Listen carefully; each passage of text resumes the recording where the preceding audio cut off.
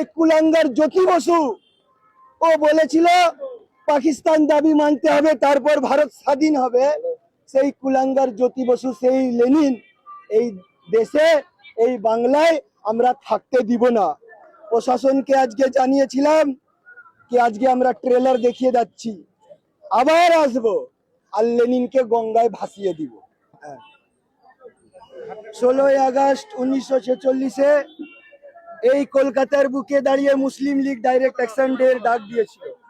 তারা বলেছিল হিন্দু আর মুসলমান এক দেশে একসাথে থাকতে পারবে না, তার জন্য একটা আলাদা মুসলিম রাষ্ট্র তৈরি হলো ভারত ভাগ করে, আমাদের বাংলাকে ভাগ করে পূর্ববঙ্গে মুসলিম রাষ্ট্র প্রতিষ্ঠা হলো।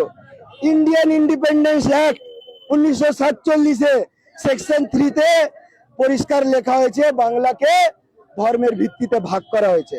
তাহলে যদি একটা ভাগ মুসলমানদের রাষ্ট্র হয়, তাহলে এই বাংলাও হিন্দুদের রাষ্ট্র হিসাবে, হিন্দুদের হোমল্যান্ড হিসাবে, ভারতকে হিন্দু রাষ্ট্র হিসাবে প্রতিষ্ঠা করার জন্য আজকে আমরা ডাইরেক্ট অ্যাকশন ডাক দিয়েছি।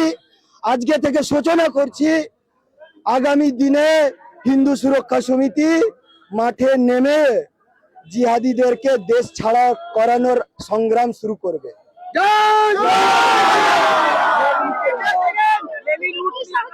পুলিশকে আমরা জানিয়েছিলাম কি এই যে যারা আমাদের নেতাজিকে তোজর কুকুর বলেছিল, সেই জাতির শত্রু বামরা আবার নেতাজিকে অপমান করেছিল, এখানে করছিল।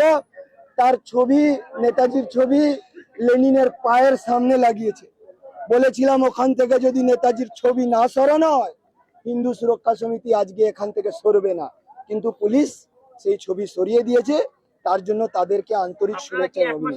আমরা প্রশাসন যেই পদ্ধতি বলেছে সেই পদ্ধতি অনুযায়ী আমরা লিখিত দিব আর সময়টাও লিখে দিব।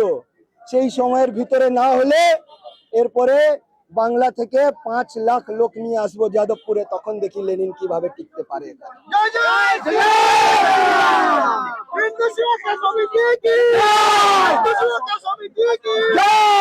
তথ্যভিত্তিক বিশ্লেষণধর্মী প্রতিবেদন পড়তে চোখ রাখুন ইনস্ক্রিপ্টে। ইংরেজি ও বাংলা জোড়া ইনস্ক্রিপ্ট পড়ুন স্বাধীনতার মাসে মাত্র 1 টাকায়। পাশে থাকুন স্বাধীন সাংবাদিকতার।